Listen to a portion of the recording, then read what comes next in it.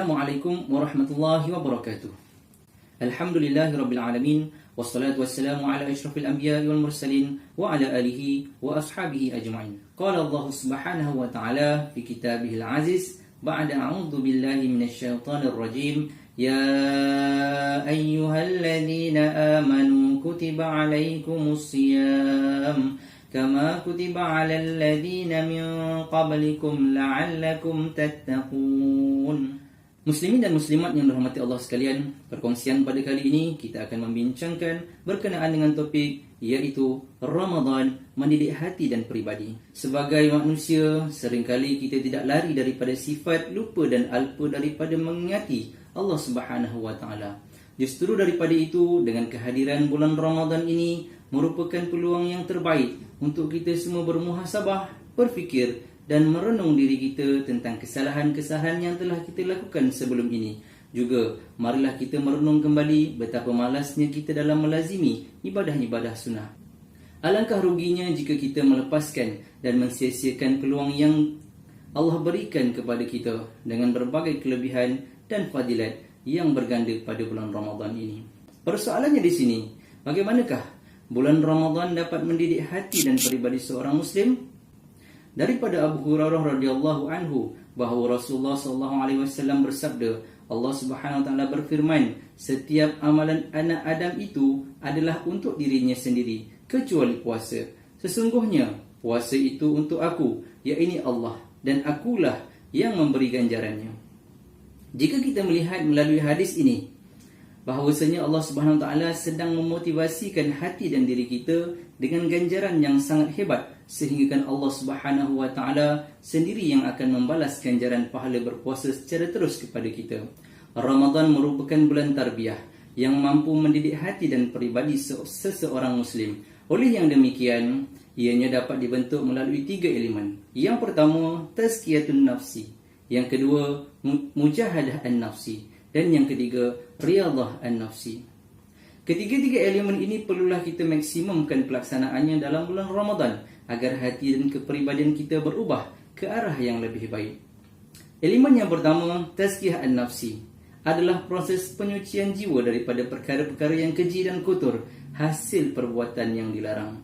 Ia proses menyucikan jiwa dengan memahami masalah wujud dalam diri kita, seterusnya mendidik hati kita supaya menjadi seorang yang lebih baik. Pelaksanaan tazkiyah an-nafsi secara istiqamah dapat memberikan kesan yang positif terhadap diri seseorang.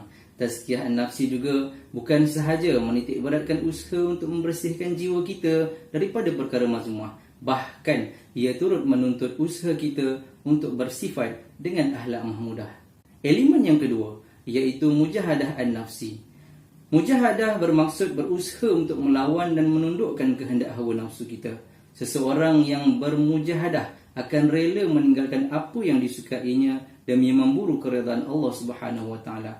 Apabila perkataan mujahadah ini difahami dengan baik, pastinya kita akan istiqamah dan sentiasa bersemangat untuk melaksanakan perintah Allah Subhanahu wa taala, juga meninggalkan larangannya.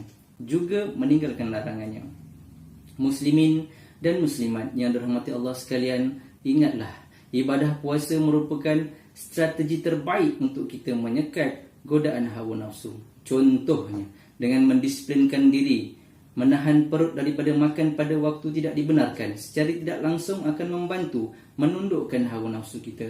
Selain daripada itu juga, puasa turut mengajar umat Islam untuk menahan daripada memandang sesuatu yang haram, mendengar sesuatu yang sia-sia dan berkata perkara yang dilarang. Kesan daripada itu, bulan Ramadan yang mulia ini mampu untuk melahirkan insan yang terdidik hatinya dan peribadinya kerana kesungguhan dalam melaksanakan sesuatu semata-mata kerana Allah Subhanahu wa taala. Elemen yang terakhir iaitu elemen yang ketiga, riyadhah an-nafsi. Apa itu riyadhah an-nafsi? Riyadhah an-nafsi ialah latihan jiwa menuju ke arah kebaikan secara berperingkat. Perubahan yang dilakukan daripada satu tahap yang berat dan susah untuk dilaksanakan pada awalnya, akhirnya menjadi mudah serta ringan untuk dilaksanakan.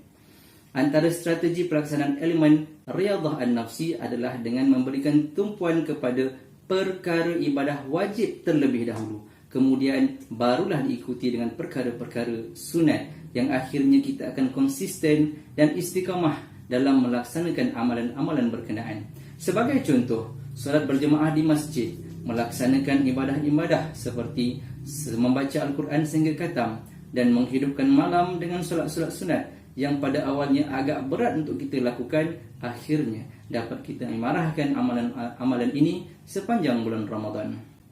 Sudah tentu ketiga-tiga ini adalah bertujuan memantapkan keimanan kita, mempertingkatkan ibadah kita, dan yang paling penting, mendidik hati dan peribadi kita dalam bulan Ramadan. Bahkan kalau boleh, budayakanlah amalan-amalan di bulan Ramadan ini yang kita buat ini pada bulan-bulan berikutnya secara istiqamah mudah-mudahan. Akhir kata, semoga perkongsian daripada saya ini dapatlah para pendengar mengambil manfaat dan pengajaran daripadanya. Seterusnya, dapatlah kita semua mengamalkan dalam kehidupan seharian kita insya-Allah. Aqulu qawli hadza wa astaghfirullahal azim li wa lakum wa lisairil muslimina wal muslimat birahmatika ya arhamar rahimin. Assalamualaikum warahmatullahi wabarakatuh.